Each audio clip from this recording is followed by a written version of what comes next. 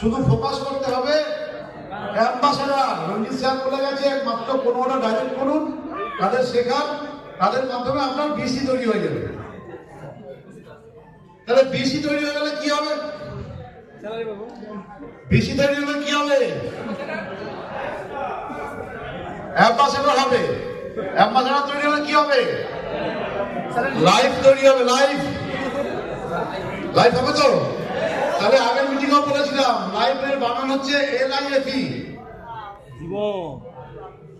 L for learning আর লাস্টে E for earning.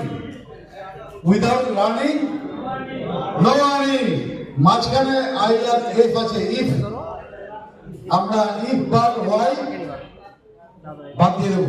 কি বুঝতে পারছি? তাহলে